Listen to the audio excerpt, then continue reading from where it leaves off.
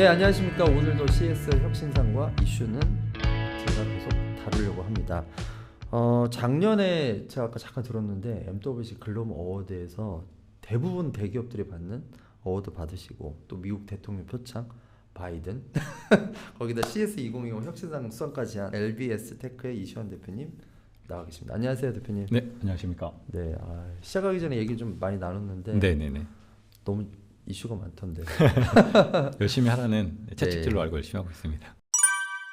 LBS 테크 네. 이제 지금 혁상 받은 페이지가 보이는데 먼저 네네. 이제 어떤 회사인지. 저희 LBS 테크는 네. 이름 자체에서 보시면 로케이션 베이시스 서비스라 그래서 네. 위치 기반의 서비스를 해주는 업체이고요. 네. 시작 자체를 저희가 이동 약자들, 왜냐하면 네. 공간 정보를 제일 어려워하는 부분들이 이동 약자이기 때문에 네. 시각 장애인 네. 그리고 직체 장애인 위주로 사업들을 시작을 했고 네. 지금은 좀 자연스럽게 보행로를 다루는 업체다 보니까 네. 배송 로봇 쪽과 아. 자율주행과도 같이 좀 협업해서 일하고 있습니다. CS 혁신상이 또 올해 네. 뭔가 또 변화의 어떤 기점이 됐을 것 같은데 네네. 그 전부터 사실 이슈가 있었던 게 MWC 글로벌 어워드 네. 받으셨잖아요. 네네네. 그리고 바이든 대통령한테 상 네. 받으셨는데 그 얘기도 좀 해주시면 좋을 것 네. 같아요. 혁신상 얘기 전에.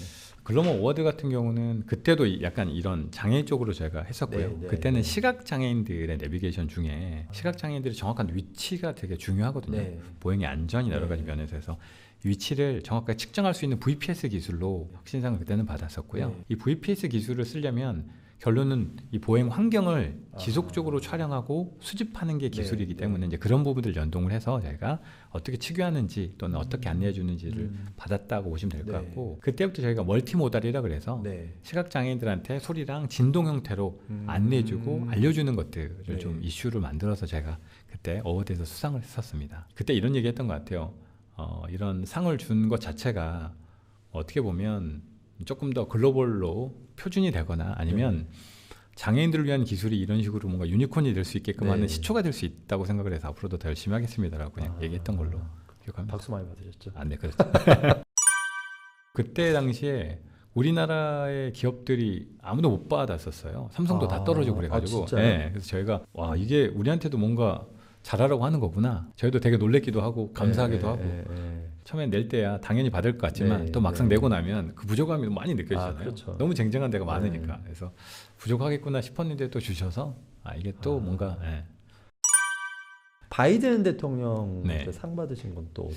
그게 제가 작년에 봉사 관련돼서 상을 주시는 게 네, 있더라고요. 네. 제가 미국 현재 학교랑 무장애 스쿨이라고 하는 프로젝트를 하고 있거든요. 일반 학교도 장애인들이 좀 다니잖아요. 네. 이분들이 다녔을 때 학교 내의 이용에 관련된 불편함을 네. 단순히 시스템으로만 해주는 게 아니라 네. 학교 학교 내에 있는 학생들이 참여를 통해서 다 참여해서 DB를 모으고 네. DB를 정지하는 그 과정들의 프로세스를 좀 어떻게 보면 되게 높게 봐주셨고요. 또 이걸 또 미국에 있는 프로젝트를 보시면서 한국에서 어떤 영향력이 있는지 보셨다가 네. 작년에 제가 또 노인분들 네. 또 1000명 이상 일자리를 만든 걸 보시고 이것도 보행도 수집하는 걸로만 이게 충분히 네. 에코시스템이라고 생각을 하셨나 봐요. 네. 단순히 안내를 해주는 거에만 그치는 게 아니라 안내를 해주는 그 근본적인 리소스를 네. 또 사회적 약자가 수집을 통해서 이렇게 어떻게 보면 되게 좋은 데이터의 에코시스템이라고 생각하셔서 CS 혁신상 지금 이제 필 AR 한번 소개해 주시죠. 보시는 것처럼 저희가 시각장애인용 내비게이션을 만들다 보니까 트랙을 저희가 이렇게 하는 네, 거거든요. 네. 저희 첫 번째는 인터페이스 기술이다. 시각장애인들이 소리랑 진동을 안내해주는 기술이다. 네. 두 번째는 데이터베이스 기술이다. 무슨 말이냐면 시각장애인보다 휠체어가 더 이동하기가 좀 불편하세요.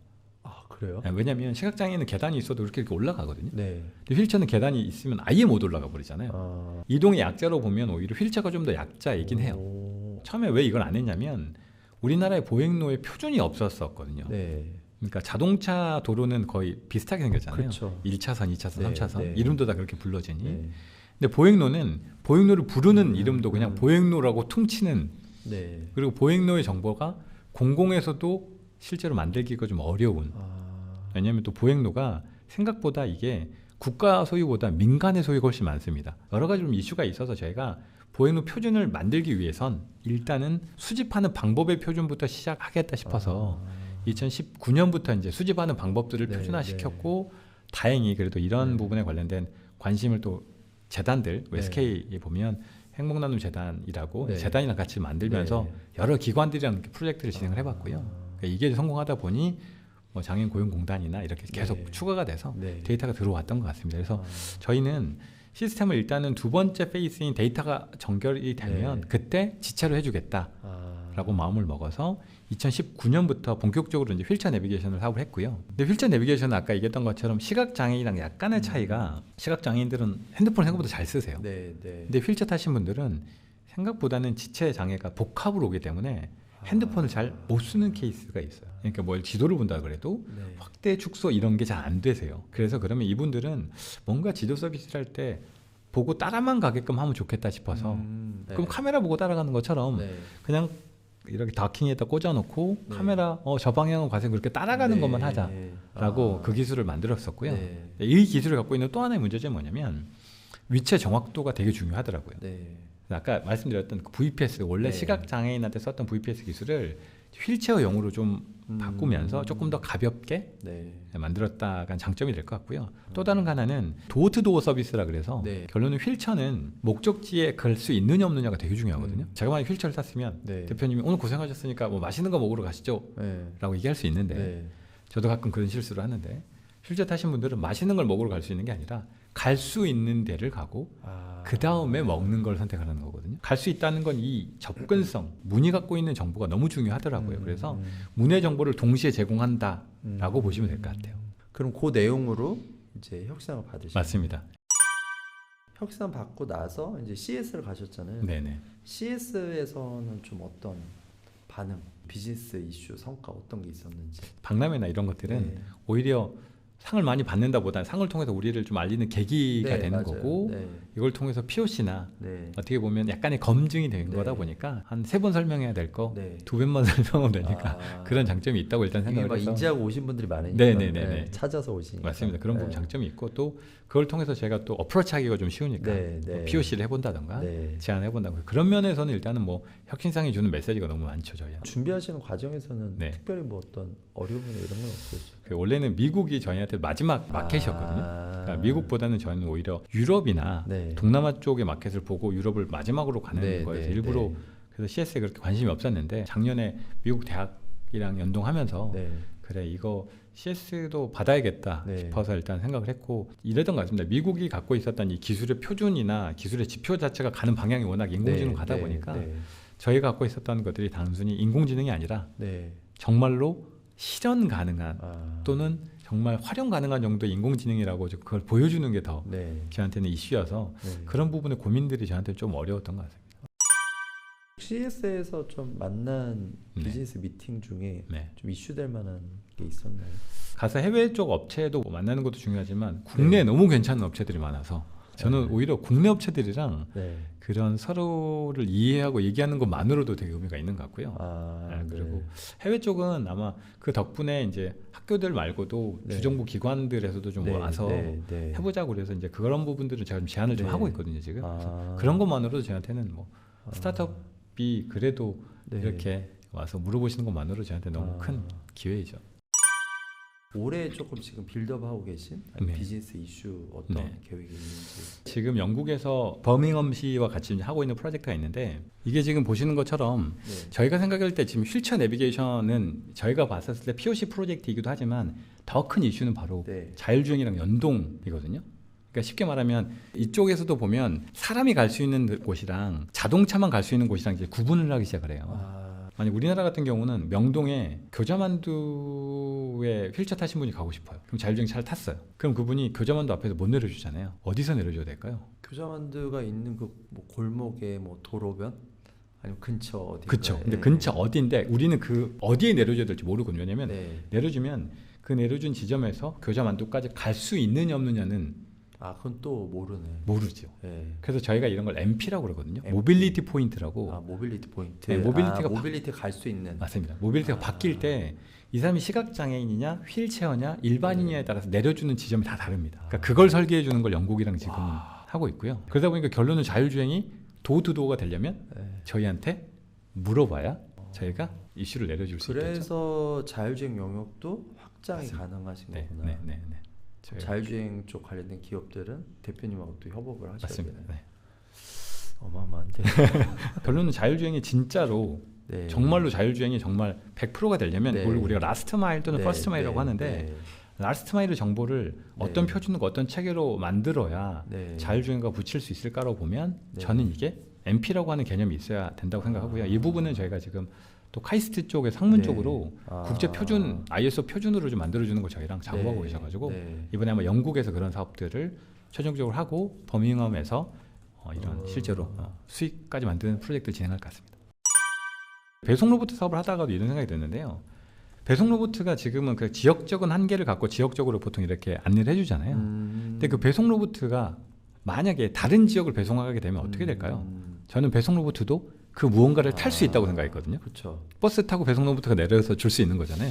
그러면 배송 로봇도 뭔가를 타려면 그 친구도 포인트가 필요하거든요. 네. 그 친구도 뭔가를 타기 위한 포인트가 필요한 거죠. 그래서 저희가 모빌리티 포인트 할 때 이거를 타는 개체가 누구냐, 타는 대상이 누구냐, 타는 환경이 어디냐를 나누어서 저희가 포인트를 설계하게 돼 있어서 쉽게 얘기하면 탑승 지점 생성형 인공지능이라고 생각하면 제일 쉽게 설명할 수 있고요. MP는 그럼 이 데이터도 사실은 바뀌겠네요. 맞습니다. 모빌리티 포인트도. 네. 그 업데이트를 또 해줘야 되네. 그래서 소셜에서 매핑을 하는 이거는 이제 베트남 관련된 프로젝트이긴 한데요. 네. 이제 저희가 결론은 이렇게 보시면 됩니다. 이 보행 내비게이션이나 내비게이션은 저희가 이제 흔히 수단이라 그러거든요. 네. 수단. 그러니까 수단에다가 돈을 잘 안 써요. 아. 결론은 목적에다 돈을 쓰긴 하겠죠. 네. 근데 그러면 내비게이션 수단이 목적이랑 붙었을 때 수익은 만들어진다 생각을 하는데 만약에 시각장애인이 카페를 가고 싶어요. 내비게이션의 수단이 될 수 있지만 목적은 카페에 주문을 하거나 그렇죠.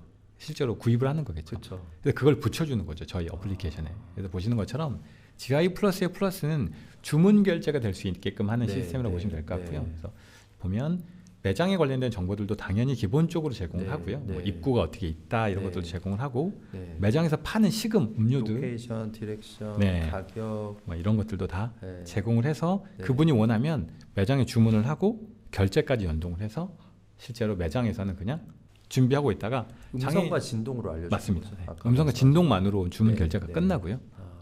그래서 이렇게 매장마다 이렇게 따로 붙여주면 또 장애인 친화 매장입니다라고 하는 걸 또 브랜딩을 하는 업체도 있거든요.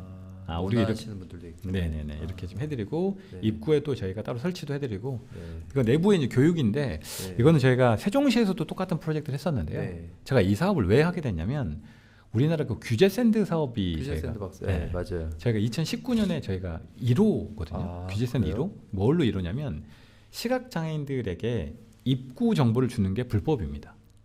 왜요? 그 질문을 다 하시고 왜요?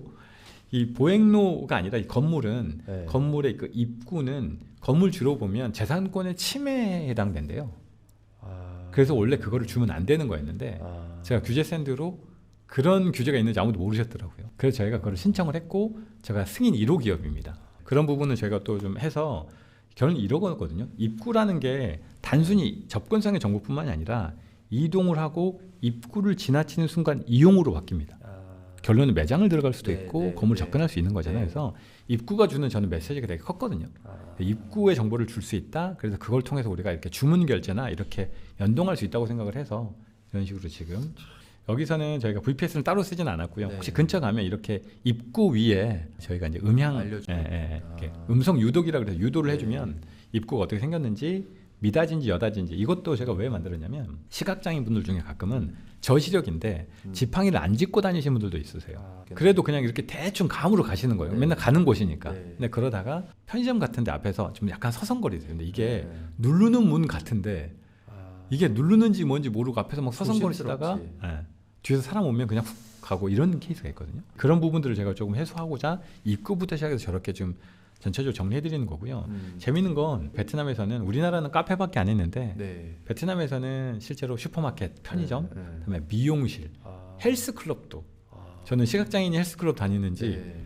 저도 서비스하면서 잘 몰랐었던 것 같아요. 그래서 이렇게 좀 글로벌로 이렇게 입증이 좀 돼서 저희 네. 입장에서는 그래 이렇게 좀 장애인들이 우리가 생각했던 우리는 옛날에 카카오톡 하나 되는 것만으로도 정말 다양하게 할 수 있었는데 그렇죠. 네.